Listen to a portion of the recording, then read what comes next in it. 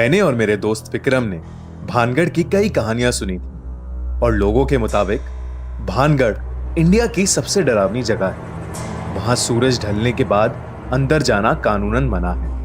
कहते हैं इस किले में राजकुमारी रत्नावती रहती थी, जिसकी खूबसूरती की चर्चा दूर दूर तक की जाती थी। किले के पास एक सिन्हई नाम का तांत्रिक रहता था, जो राजकुमारी की सुंदरता से मंत्रमुग्ध हो गया था और किसी भी कीमत पर राजकुमारी को हासिल करना चाहता था। एक बार राजकुमारी अपने दोस्तों के साथ बाजार में इत्तर खरीदने के लिए निकली। उस तांत्रिक ने यह देखा और इत्तर में काले जादू की मदद से ऐसा कुछ मिलाया जिसे लगा कि राजकुमारी उसके वश में हो जाती। किसी नगरवासी को इसकी भनक लग गई और उसने राजकुमारी को जाके ये सब बता दिया। ये सुन के राजकुमारी ने वो इत्तर की बोतल महल के बाहर फेंक दी और वो चट्टान पर जा गिरी। काले जादू के कारण वो चट्टान उस तांत्रिक की ओर आकर्षित हुई और उसे कुचल डाला। अपनी आखिरी सांसें लेते हुए उसने पूरे भानगढ़ को एक श्राप दिया। भानगढ़ अब कभी सुखी नहीं रह पाएगा और यहाँ जो कोई भी निवास करेगा सब मारे जाएंगे। उसके कुछ ही दिनों बाद मुगल योद्धाओं ने भानगढ़ में घुस के उस पर कब्जा कर लिया।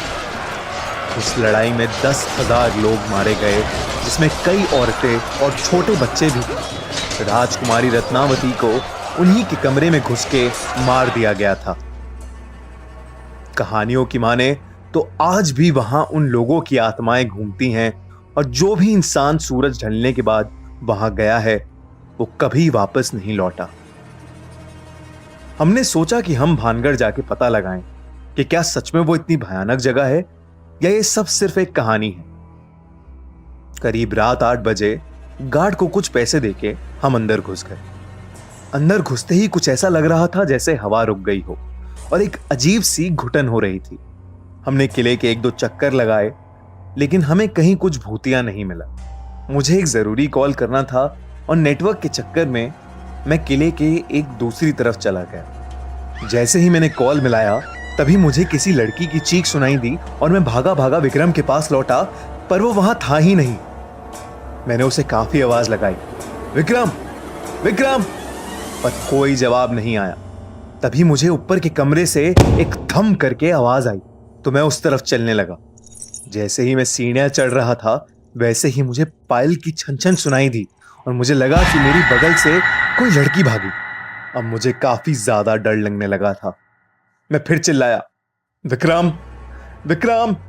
मैं महल का हर एक कमरा देख रहा था।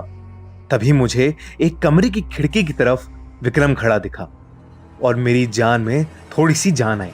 विक्रम, कहां था यार तू? जल्दी चल यहां से, गलत आ गए हम यार, प्लीज चल यहां से, चल जल्दी से। विक्रम ने कोई जवाब नहीं दिया। मैंने जैसे ही उसका हाथ पकड़ा वैसे ही पीछे के दरवाजे से मुझे विक्रम की आवाज सुनाई दी। जब मैंने देखा कि विक्रम तो अभी दरवाजे से आया है और मैंने जिसका हाथ पकड़ा है वो कोई और है, तो मेरी बुरी तरह हालत खराब हो गई।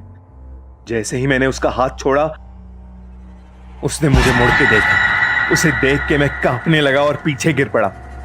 विक्रम ने मुझे उठाया और हम दोनों भागे भागे वहां से निकले। मैंने उसे बताया कि मेरे साथ क्या क्या हुआ और विक्रम ने बोला कि उसे भी महल में किसी लाल साड़ी वाली औरत का भूत दिखा। हम वहां से बच के अपने घर तो आ गए, लेकिन उस घटना के बाद अब हम कभी भानगढ़ की कहानियों को नजरअंदाज नहीं करते और ना ही किसी को वहां जाने की सलाह देते हैं। सब्सक्राइब करिए और सुनिए हर मंडे एक ऐसी ही सच्ची हॉरर स्टोरी।